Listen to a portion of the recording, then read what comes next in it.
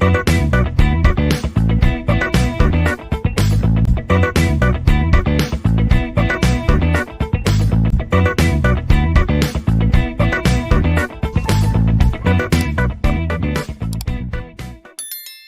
today's session, we'll be discussing what are the GLU library functions, the graphics library utility. Okay, so GLU library, what are the functions we have in order to draw these quadratic surfaces? So before proceeding, let us understand. So what are the different steps do we need to follow to draw these quadratic surfaces using the GLU library functions? In order to generate a quadratic surface using the GLU functions, we need to follow the following steps. These are the three steps that we need to follow. First thing is we need to assign a name to the quadratic. So whatever quadratic object that we are going to draw, so what are the quadratic objects we can draw? It can be a sphere, it can be a cylinder, it can be a cone, it can be a disc, it can be anything. So whatever quadratic object that we will be drawing, we need to first assign a name to that particular quadratic. That is the first step. Once we have assigned a name to the quadratic, the second step is to activate the GLU quadratic renderer. Okay, so we need to activate the GLU quadratic renderer after you have assigned a name to the quadratic that you want to create. And lastly, we need to designate the values for the surface parameters. What do you mean by surface parameters? How should the object be drawn? Whether it is using lines, whether it is using points, whether it is using the full fill area or the actual surfaces, and so on. So these are the three steps we need to follow. First step is to assign a name to a quadratic. Second step is to activate the GLU quadratic renderer. And third step is to designate values for the surface parameters. So these are the three steps we need to follow in order to define a quadratic surface in GLU library or using the GLU library functions. Let us look at one example. The first GLU quadratic surface function that we'll be discussing is to draw a sphere. We'd already seen how to draw a sphere using the GLET functions, that is the GLET wire sphere and GLET solid sphere. Here in this particular session, we'll be discussing how to draw a sphere using the GLU library functions. Now these statements here, they illustrate the basic sequence of calls for displaying a wireframe sphere centered on the world coordinate origin. Okay, whatever we have the image here, that is a solid sphere. So this particular statements, they tell us how to draw a wireframe sphere. Okay, now first thing that we need to do is, the first step is we need to assign a name to the quadratic object. What is the quadratic object that we are going to draw? So we will be drawing a sphere, so I am going to name that particular quadratic object as sphere 1. It can be any name, just like a variable name. So we need to have an identifier for a given quadratic object. The first thing is assign a name to the quadratic object that you're going to draw. So how do you do that? You specify GLU quadratic object star name of the object. Okay, so this is assigning a name to the quadratic object that we are going to draw. The first step. What is the next step? We need to activate the quadratic surface renderer, that is specified using this step. Okay, so GLU new quadratic function is used to enable the quadratic renderer. It's used to activate the quadratic renderer. So this is the function we have. The function name is GLU quadratic new quadratic. So this will activate the quadratic renderer. So sphere 1 equals to GLU new quadratic. It is used to activate the quadratic renderer. So first step is to assign a name to a quadratic surface or a quadratic object. Second step is to activate the quadratic renderer using the function GLU new quadratic. This is how you call it. The name of the quadratic object equals to the name of the function which is used to activate the quadratic renderer. The name of the function is GLU new quadratic. Now the third step is to specify the surface parameters. Okay, so how do you want to draw a sphere, with what style, what should be its radius, so what should be the number of latitudes, what should be the number of longitudes, and so on. So this function here, GLU quadratic style, specifies the style with which you are going to draw a given quadratic object. So what is the quadratic object that we are going to draw? We are going to draw a sphere. The name of that particular quadratic object is sphere 1. We have assigned it. So for the sphere 1, we are going to draw a wireframe sphere. This, ignore this diagram. This is a solid sphere that is demonstrated here. I think all of you know what is a wireframe sphere. We are just drawing the latitudes and longitudes for a given sphere. So suppose we want to draw only the lines for a given sphere, you need to specify this parameter as the GLU underscore line. So this GLU quadric style function specifies how we are going to draw a given quadric object. So with what style? So in this particular example, we are drawing it using the primitive, or you drawing it using a style called as GLU underscore line, which will basically use the lines to represent a sphere. We'll be using just the lines to draw a sphere. Now apart from this GLU line, you can also draw it using points, or you only using the silhouette, or you only using the fill, the entire something like this. If you replace this GL underscore line with the GLU underscore fill, FILL, so in that case you'll get the output which is something shown something like this. Okay, so this is an output if I need to use this particular function GLU quadric draw style. The name of the parameter or the name of the quadric object is sphere1, comma, if I use GLU underscore fill, this is the output that I'm going to get. If you're using GLU underscore line, you will be getting only the wireframe structure. Now once you have specified the style for drawing a quadric object, the last step is to define the object. Okay, so how do you define the object? So we are going to draw a sphere. For drawing a sphere in GLU, the name of the function that you will be using is GLU sphere. Okay, the name of the function that we'll be using is GLU sphere, right? The GLU sphere is the function that we'll be using to draw a sphere in the GLU library. Again, similar to your GLUT solid sphere, it accepts 5 parameters here. There it accepted only 3 parameters. So here it accepts 4 parameters. The first parameter is the name of the quadric object. What was the name? The name was sphere1. That is what we are specifying. The second parameter is the radius r. Okay, which is the radius of the sphere along the x, y, and z axis. The third parameter is n longitude, which specifies the number of longitude lines that we are going to consider for drawing a sphere. And the fourth parameter is the number of latitudes, or n latitudes, which specify the number of latitude lines that you are going to draw in order to construct a sphere. Okay, so here in this particular function, the parameter sphere1 is the name of the object that we are going to draw, which we are assigned here. The second step, so the quadric renderer is activated with this GLE new quadric function, and then we display the mode as then the display mode is selected as GLE underscore line, which is selected as a drawing style for the sphere1 using the function GLU quadric draw style. The parameter r is assigned a double precision value for the sphere radius, whereas the last two parameters, that is in n longitudes and n latitudes, they specify the number of latitudes and the number of longitude lines that is used to draw a particular sphere. So if you want to get a sphere something like this, so what is the change that you need to do? Instead of GL underscore line, just replace it with GL underscore fill. Okay, so GL underscore fill will give you filled area, FILL. So this is an example where we saw how to draw a sphere using the GLU library. So what are the steps we need to follow? First step is assign a name to the quadric object that you are going to draw. Once you have done that, we need to activate the quadric renderer using the function GLU new quadric. Once we have done that, we need to define the surface parameters. Before that, you can also assign the style for the quadric object that you're going to draw using the function GLU quadric draw style. It accepts two parameters. First parameter is the name of the quadric object. The second parameter is the style. So you can have different values here, which we'll be discussing into the next slide. And once you've done that, we need to define the object that you're going to draw. So what is the object that you're going to draw? You're going to draw the sphere. So the GLU function name is GLU sphere, which accepts 4 parameters. The first parameter is the name of the quadric object. Second parameter is the radius. Third and fourth parameters are the number of longitudes and the number of latitude lines. Now there are other 3 display modes available for drawing the GLU quadric surfaces.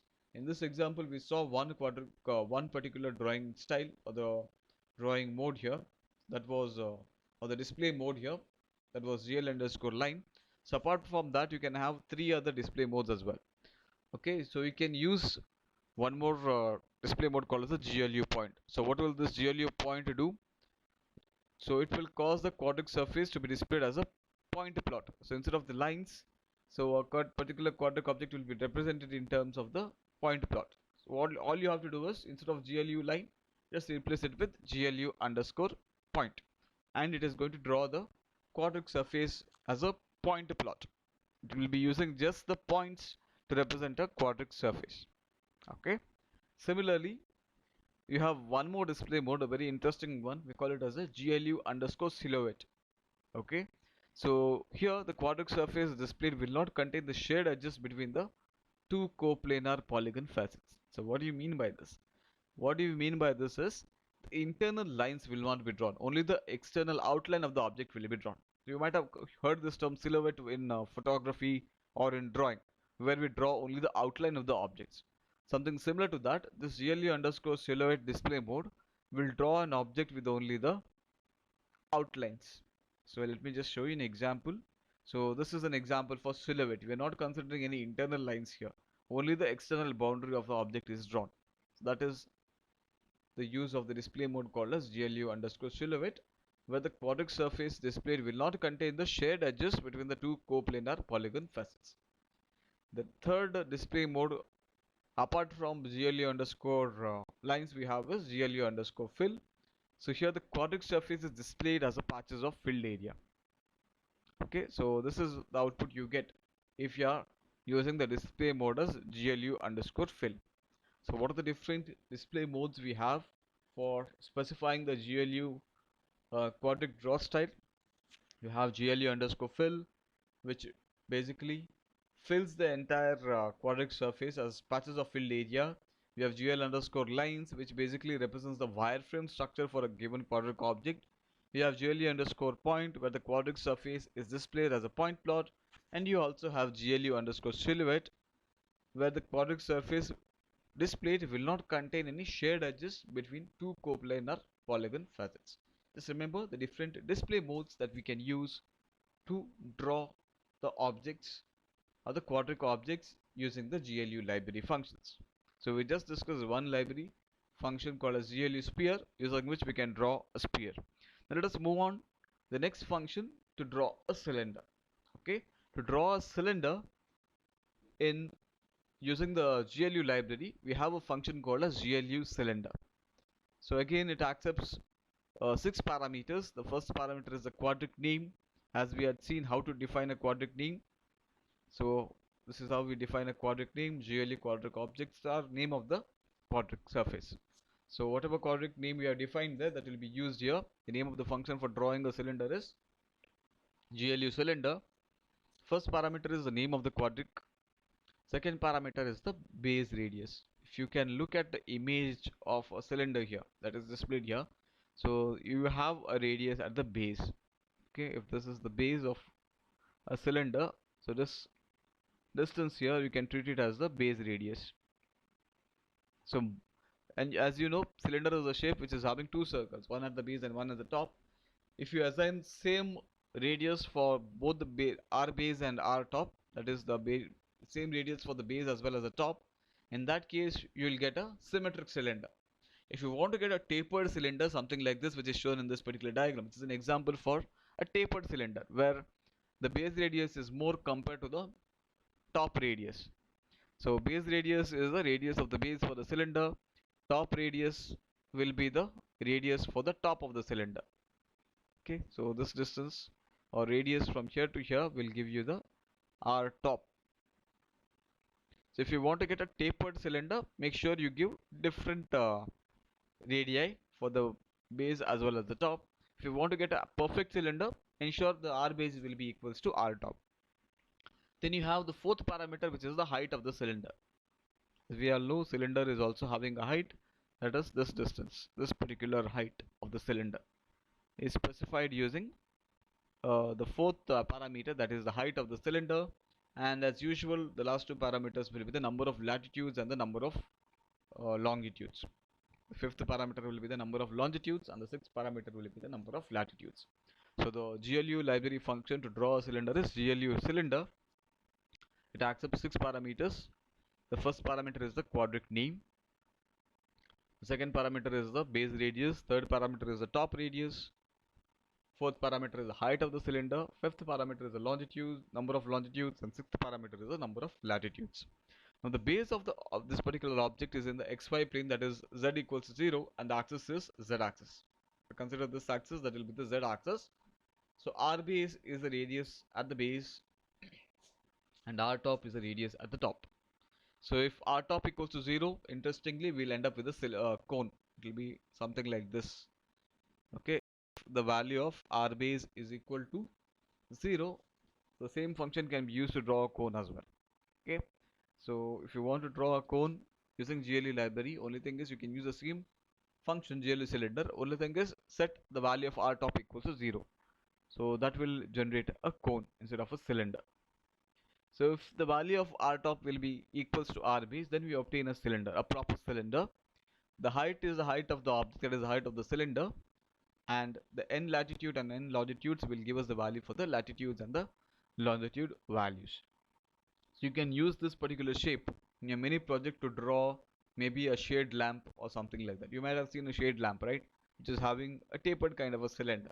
So you can use such objects, such a cylinder, in order to represent a shade lamp, maybe in a given room or on a table, whatever it is for your mini project. I'm just suggesting one particular object that you can draw. You know how to draw it. We'll also look at one particular programming example at the end of this particular session. Okay, so that is the function GLU cylinder in order to draw a cylinder using the GLU library. Let us proceed with the next function, that is the GLU disk. So using this GLU disk, you can draw a flat, circular or solid disk that is displayed in the xy plane z equals to 0 and centered on the world coordinate origin. You might have seen, all of us might have seen a disk, right? If at all you have not seen CDs that you are using for storing the data or the DVDs, that is the example for a disk shape. If you want to draw such a shape, we can use a function called as GLU disk, which draws a flat circular ring or a solid disk that is displayed in the xy plane centered on the world coordinate origin. So here, what do you think is the type of display mode that we have used here? As it is quite visible here, we have used the display mode as GLU underscore lines. So this is a wireframe representation of the disk that we get. Whereas in case of previous example, the cylinder, the display mode that we have used is GLU underscore fill. Okay, so here we have used the display mode as, or the GLU new quadratic draw style as, the parameter we have specified as the display mode GLU underscore lines. So the entire disk will be drawn by connecting a sequence of lines. Multiple lines will be connected to represent a disk here. Now this particular GLU disk function, which is used to draw a disk, accepts 5 parameters. First parameter is the name of the quadratic. Again, quadratic name will be used in case of GLU library. The first parameter is the ring name or the quadratic name. The second parameter is the inner radius. The third parameter is the outer radius. As you can see, there are two radius. So one circle is here and one more is a very large circle from here to here. Okay, if I extend this, so this distance that we have, this can be treated as the outer radius from here to here, whereas this radius here, that can be treated as the inner radius. I hope it's very clear here. So GLU disk accepts 5 parameters. The first parameter is the name of the quadratic. The second parameter is the inner radius value. Third parameter is the outer radius value. The fourth parameter is the number of radii, and the fifth parameter is the number of rings that we are going to draw. Okay, so how many concentric rings that we are going to draw and how many radii that we are going to specify. So we set the double precision values for the inner radius and an outer radius with the parameters r inner and r outer. If the value of r inner is equal to 0, the disk will be a solid. There won't be any hole in the center of the disk. We'll get a solid disk if the value of r inner is set to 0. You can try that later. So if the value of inner radius is equal to 0, so we'll end up with a solid disk. Else it is displayed with a concentric hole in the center of a disk. The disk surface is divided into a number of set of facets with integer parameters n radii and n rings. These individual subdivisions along the circle that can be achieved by varying the values for n radii and n rings. N rings specify the number of concentric rings that you have, and the n radii specifies at what interval you're going to draw the different radii for these concentric circles, right? So that is a function. The name of the function is a GLU disk, which is going to draw a flat, circular, or a solid disk.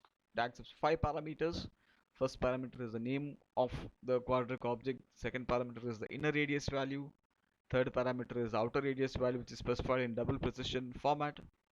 The last two parameters are the number of radii, n radii, and the number of concentric rings, or the n rings. So that is about the GLU disk.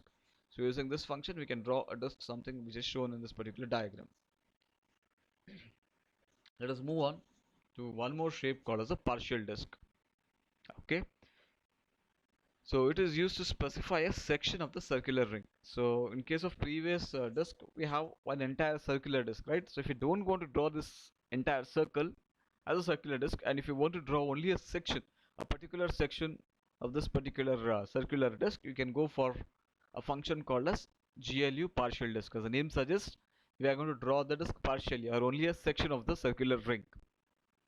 It accepts 7 parameters. The first parameter is the name of the quadric.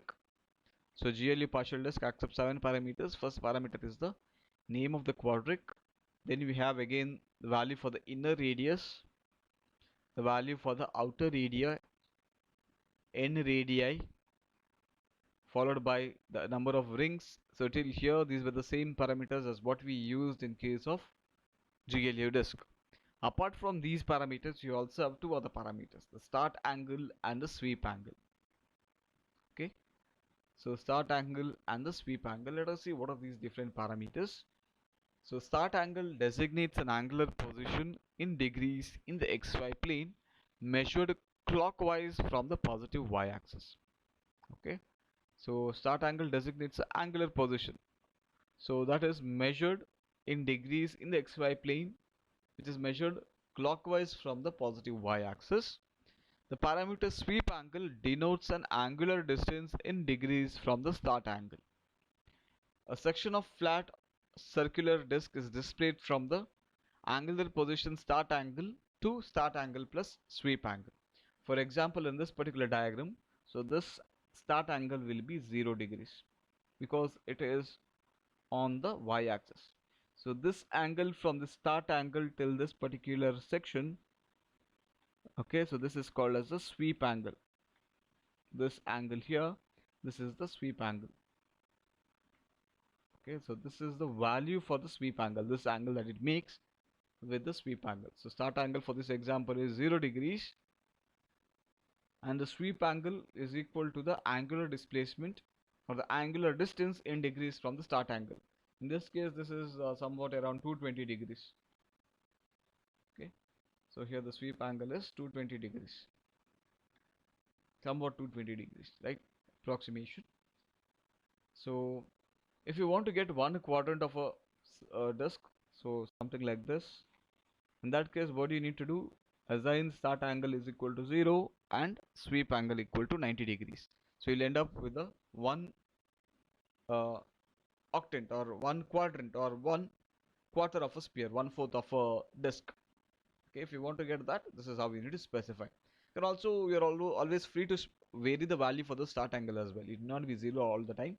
You can try to change the value for the start angle and the corresponding sweep angle as well, and you'll get different sections of a given disk. Something like slicing a pizza slices.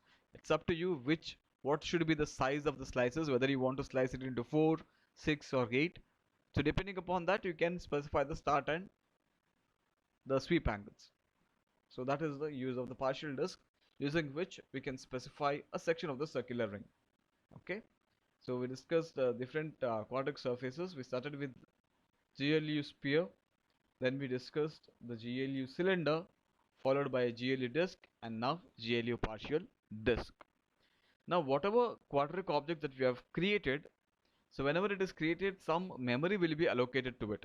So if you want to eliminate and reclaim the allocated memory for the quadratic surfaces, we need to use a function called as GLU delete quadratic. Okay, so this GLU delete quadratic function, it accepts the quadratic name as a parameter. So this GLU delete quadric is used to eliminate and reclaim the allocated memory for any GLU quadric surface, and it can also be used to eliminate the surface. Students, remember, whenever we create a GLU quadric object, some memory will be allocated to it. So if you want to eliminate the allocated memory and reclaim that allocated memory space, we need to use a function GLU delete quadric by passing the quadric name as a parameter. It is also used to eliminate the surface. So remember, you have one function called as GLU delete quadric, which is a function in the GLU library to reclaim the allocated memory for a given quadric surface. Similarly, we have one more function called as GLU quadric orientation, which is used to define the front and the back directions for any quadric surface. As we are all aware, every surface is having two faces, the front face and the back face. So if you want to determine which face should be the front and which face of a given quadric surface should be back, in that case we need to use a function called as GLU quadric orientation, which accepts two parameters. The name of the quadric will be the first parameter. The second parameter will be the normal vector direction. Now this the second parameter, normal vector direction, is assigned the value either GLU outside or GLU inside, depending upon which of the two faces should be treated as a front face or the back face for a given surface. Right now, if you want to specify the front and back directions for a given quadric surface, we need to use a GLU library function called as GLU quadric orientation, which accepts two parameters. The first parameter will be the name of the quadric which we had created, and the second parameter is a normal vector direction, which can have two values, either GLU underscore outside or GLU underscore inside, using which we can decide which should be the front face and which should be the back face for a given quadric surface. I hope it's clear. And then we have one more function for defining the normals for a given quadric surface. Again, we discussed it in the previous modules, where every plane or every surface is having a surface normal vector, right? Now, if you want to generate the surface normal vectors, we need to use a GLU library function called as GLU quadric normals. So GLU quadric normals is a GLU library function which is used to generate the surface normal vectors for a given quadric surface. It accepts two parameters. The first parameter is the quadric name. The second parameter is the generation mode. Okay, it accepts two parameters. The first parameter is the quadric name. The second parameter is the generation mode. Now a symbolic constant is assigned to the parameter generation mode to indicate how surface normal vector should be generated. By default, the generation mode value will be GLU underscore none. So this will be the default value for specifying a default value for the GLU quadric normal parameter. For the generation mode, GLU none will be the default parameter value. Now for a flat surface shading, we use a symbolic constant, the GLU flat. When other lighting and shading conditions are to be applied, we use a constant called as GLU underscore smooth for this generation mode, which generates a normal vector for each surface vertex position. So remember, this GLU quadric normals is used for generating the surface normals to a given quadric surface. It accepts two parameters. First parameter is the quadric name. The second parameter is the generation mode. Remember, the parameter quadric name is the name of the quadric that we have created, whereas generation mode, so by default it will be having the value GLU underscore none. Apart from that, it can have two other values, either GLU underscore flat for flat shading or GLU underscore smooth for smooth shading of the surface. So that is the GLU quadric normals functions. And at the end, we have one more function called as GLU quadric callback. So GLU quadric callback is a function that is invoked, or that is to be invoked if an error occurs during the generation of a quadric surface. So we specify a function here, right? So this function will be a callback function, or this particular function will be invoked if an error is generated while we are generating a quadric surface. Suppose there was some issue while generating a quadric surface such as a sphere, a cylinder, a disc, or even maybe a partial disc. Whenever there is an error that was reported while, or error that was generated when a quadric surface or was generated, so whatever error that was there, So if there is some error while generating a quadratic surface, in that case this particular function will be invoked. Okay, so the name of the function to perform this or invoke this particular function when an error is reported while generating this quadratic is GLU quadratic callback. So GLU quadratic callback is a function which invokes a particular function which is specified as a third parameter to it if a particular error is reported while generating a particular quadratic surface. It's something like whenever you are specifying a sphere, suppose you forgot to mention the value for the radius. Instead of 4 parameters, you mentioned only 3 parameters for the GLE sphere. In that case, an error will be reported. So when that error is reported, what function should be called? That is specified using this GLE quadratic callback. Whether suitable pop-up method should be displayed, whether some user interaction should be specified, or the color should be changed. Whatever it is, that can be defined within this particular callback function. So that is the these are all the GLE quadratic functions that we can use in order to draw the different quadratic surfaces. So remember the steps in order to generate a particular quadratic surface. We need to define a quadratic using this particular fashion GLE quadratic object star and name of the quadratic. We need to uh, activate the quadratic render using this GLE new quadratic function. Then we need to specify the GLE quadratic draw style by specifying the name of the quadratic and the style, the display mode, and then we need to call the actual function to draw a given quadratic objects. So we discussed GLU sphere, and along with this GLU line we discussed the other display modes such as GLU silhouette, GLU point and GLU fill. Then we discussed the GLU cylinder followed by GLU disk and then the GLU partial disk. Then we saw a function to deallocate the allocated memory space for a given quadratic object. The name of the function is GLU delete quadratic. And in order to specify the front and the back face for a quadratic surface, we have a function called as GLU quadratic orientation.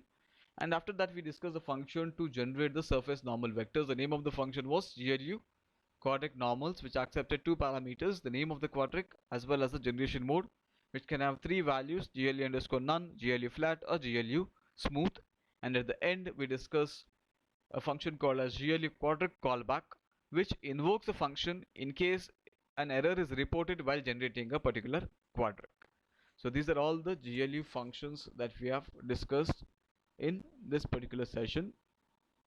Now let us look at one example where we can actually use these functions to generate the different objects.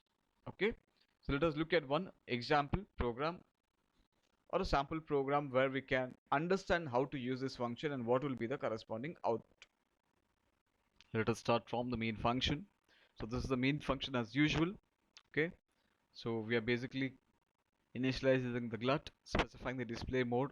So since we are not using any animations here, I've specified the display mode to have single buffer, RGB and depth we need because we are creating a 3D object. So we are specifying initializing the window size, the window position. We are going to create a window. Then we are invoking the init function. So let us see what we have in the init function.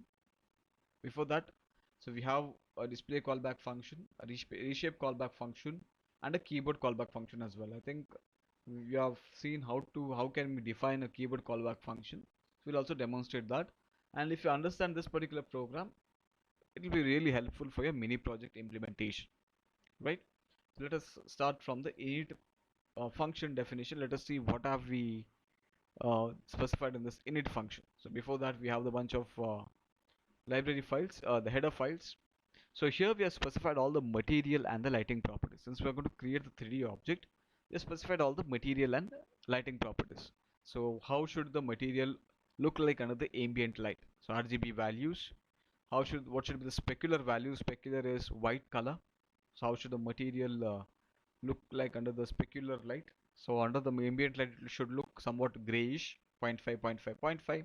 Similarly, shininess. So how shiny object should be? I've set it to 50. So I'll modify this value later just to demonstrate how these particular parameters affect the way in which the materials look like. Similarly, we have specified the light position, so the XYZ values, and the ambient color. Okay, so what is this ambient color? R and G is set to 1, blue is set to 0. So what is the combination of red and green? You'll end up with yellow color. Again, it's up to you. You can select any color of your choice. So we have specified the GL clear color function where the background will be set to black. Again, if you want to set it to some other color, just change these RGB parameter values. Okay, now we are assigning these material and the lighting properties. So to assign the material properties, we have a function GL material FV for the front face of a given surface, quadratic surface that we are going to draw. Okay, we are specifying the ambient, under the ambient light, the material should be appearing with this particular color which we have defined in an array, material ambient.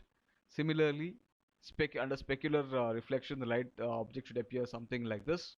Specular reflection should be of white color. We have specified the shininess. So what should be the shininess value? We have set it to 50. Again, you can increase it to get a more shiny surface. Then we have specified a light source. The name of the light source is GL light 0. To specify a light source, we'll be using a function GL light FV. We specify the light position using this particular array here. Similarly, light model, I want to have implement an ambient model for the light. So GL light model FV, the parameter is GL light model ambient, and what should be the color of the ambient light. So that is what is specified here, yellow color. You can change it to any color of your choice. So before we actually get the output, we need to enable the lighting effect. So that is done using this particular function, GL enable GL underscore lighting. We need to activate a particular light source, whatever we have defined. So GL enable GL light source. And since we are also considering 3D objects here, it's always better to enable GL depth test. It is basically used to implement your Z buffer algorithm, hidden surface removal. If you remember, in module 4 we have discussed Z buffer algorithm. In order to implement that, we need to use a function GL enable GL depth test. That is about our init function, where we specified the background color, the material properties for the materials of the quadratic surfaces, as well as the lighting properties, and we enable the lighting as well as the depth test. So that is about the init function. Now apart from the init function, we have the display function, which I'll go at the end. Then we have the reshape function. Let us try to understand what do we have in the reshape function. So this is the reshape function as usual. It accepts the window width and window height as the parameters. So we have selected the entire window as a viewport. So parameters for the viewport is 00 WH, the bottom left position of the window, and the window viewport width and viewport height. We have set it to the same width and height as of the window. That means the entire window will be treated as the area for drawing. The entire window will be selected as the viewport. And whenever we specify the viewing volume, so we always change the matrix mode to GL projection. So that is what we have done.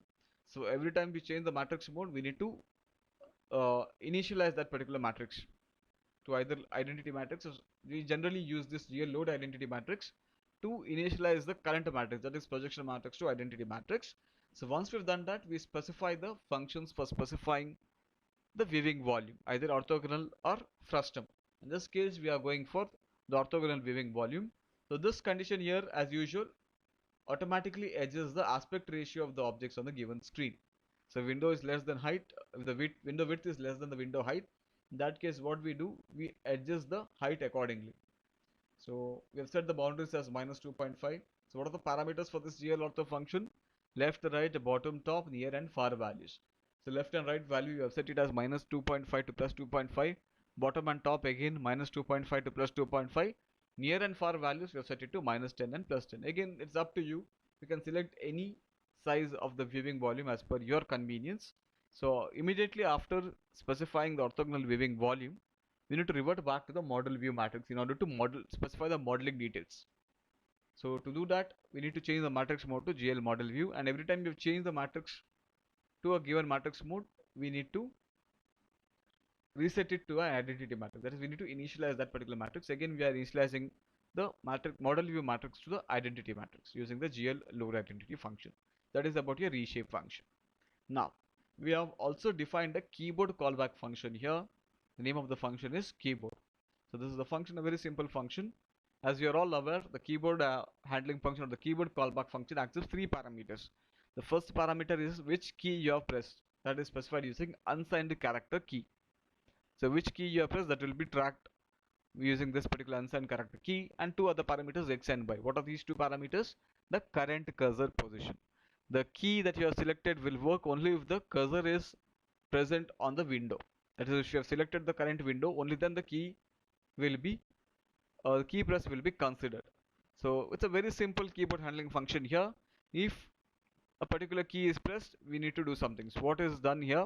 This represents the ASCII value of a key. If a key whose ASCII value is 27 is pressed, we need to exit. We need to come out of the program. So what is that ASCII value for 21? That is the escape key in your keyboard. Remember, you can use such functionalities in your mini projects. If something is going on, if you want to quit, press escape key. So this is the ASCII value for the escape key, that is 27. That is, if escape key is pressed, stop the running of the program. We need to exit from the program. That is what it means. Just a simple demonstration of the keyboard handling function, the keyboard callback function. So we've discussed all these things. Now let us actually jump into the display function. Let us see what do we have in the display function. In the display function, we are clearing the color buffers and the depth buffers as usual. We are enabling the lighting. We're already done that. Again, also we have used that GL enable lighting. Now we are selecting a particular mode for shading. So I've selected smooth mode for shading. The time being, let me just comment out all the remaining part of the code. Let me just draw one of the objects at a time. Okay. So in this particular example, so let me just comment out these lines so that it's very clear for you people to understand what is going on here. So what am I doing here? So I am basically creating a sphere. Okay. So I'm basically creating a sphere using the GLU library. Now, as we discussed in the previous explanation, this PPTs, we need to follow the steps. What is the first step? We need to assign a name for the quadric object that we are going to create. So I've assigned the name as QObject1. Quadric object 1. I've assigned a name GLU quadric object star QObject1. So once you've done that, we need to activate the quadric renderer using this GLU new quadric function. Once you have done that, we need to specify the quadric draw style by specifying the name of the quadric object and the display mode. Here I've selected the display mode as GLU underscore fill. Then I've also used the quadric normals function to specify the or to generate the surface normal vectors. This is optional, it's up to you. So I've used it. GLU quadric normals accepts the name of the quadric object, that is QObject1, and the display mode or the quadric generation mode can have GL underscore none, GLU smooth, or GLU flat. And then we are calling the function to draw a sphere which accepts 4 parameters: the name of the quadric object QObject1.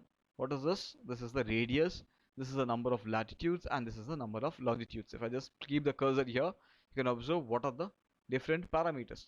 First parameter is the name of the quadric object, then we have the radius, then we have the slices and the stacks, which is basically the number of latitudes and longitudes. Let me just run this particular code to demonstrate what is the output you're going to get. So the code is running. I hope you can see the output window, right? Everyone, can you see the output window? Can you see a sphere on your window? Yes? Is the output window visible? Okay, thank you, Adesh. So as you can see here, so this is the output you get. Okay, as you can see, you might ask me why this lighting effect is required. Remember, lighting and material properties is required in order to get a realistic rendering of the 3D object. Without that, it appears like a circle, which is of no use. As you can see, the light source is coming somewhere from here. So this is a white specular reflection. So yellow is the ambient light color, whereas wherever the light is not falling, you have a kind of grayish tint. That is the material ambient color. So light source is coming something like this. Now I want to draw 4 different objects in this particular scene or on this particular screen. So I need to adjust this particular sphere, right? Now before adjusting the sphere, let me just change this particular draw mode to GL underscore points. Okay, let me just change it to GL underscore point. Let us see what is it that you're going to get. Do you observe that? It looks like rays of the sun. So the entire sphere is rendered using only the points. I hope it's visible on the screen. The entire sphere is drawn as a bunch of points. That is the speciality of GLU point. The entire quadric surface will draw in terms of points. If you want to add more points, just increase the number of latitudes and longitudes. So let me also demonstrate the other two things. The lines, I think it's already seen. Let me use silhouette. Let us see what is it that we are going to get.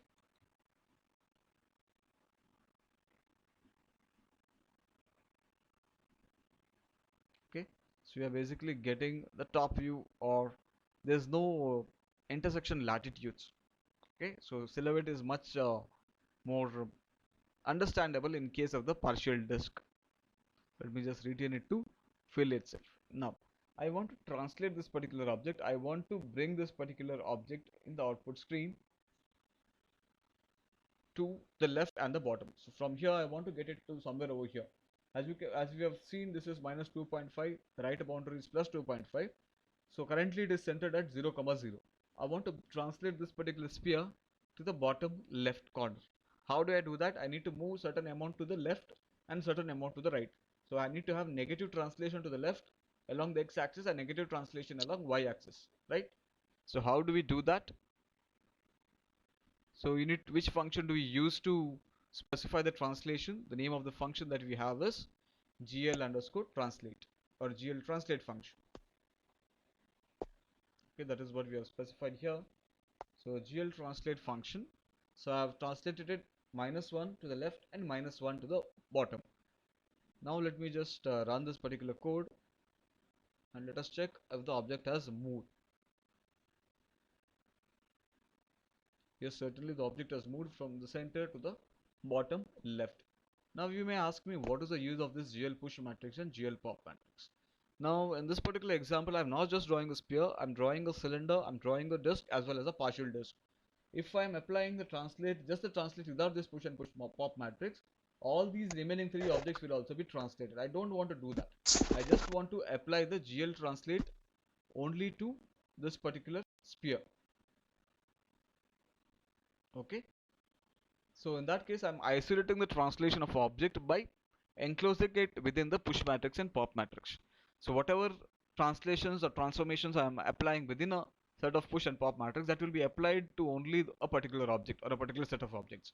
All the objects which are outside this push and pop matrix will not be affected. So remember students, in your mini project, whatever objects that you are going to use, if you want to just apply transformation to only one object, make sure you specify the transformations within the push and the pop matrix. Similarly, after drawing this sphere, I've drawn a cylinder here, as you can see. So after drawing the sphere, again I have the push and pop matrix for the cylinder. I've selected the shade model as smooth. So again I'm translating it, I'm rotating it, and then I'm defining a cylinder using the same same sequence of steps, assigning a name, calling this function, specifying a fill style, again quadratic normals, and the parameters for the cylinders. The name of the quadratic object, the base radius, the top radius. You have the number of latitudes, longitudes, and then I'm popping the matrix. So what type of cylinder is it? Is it a tapered cylinder? Yes, it is a tapered cylinder because the bottom radius is not equal to top radius. Then I'm creating one more object that is basically a disk. Again similar. I'm disabling the lighting here because a disk, it looks like a 2D object, so I'm disabling the lighting. Again, it is up to you. So I'm defining this particular again a disk using these 5 parameters, and then at the end I'm defining a partial disk. So in this partial disk we are using these parameters. Again we are specifying the sweep angles, so from 0 degrees to 225 degrees, whatever we have seen on the PPT presentation. So same angle we are specifying here. Let me just run the code to get the final output. So this is the output you get. As you can see, this is a sphere, a tapered cylinder, a partial disk, and a GLU disk using GLU lines. If I want to get complete disk, just replace it with GLU underscore fill. Okay, I'm doing that, and let me just run it. Let us see what is the output we are going to get. So this is a solid disk.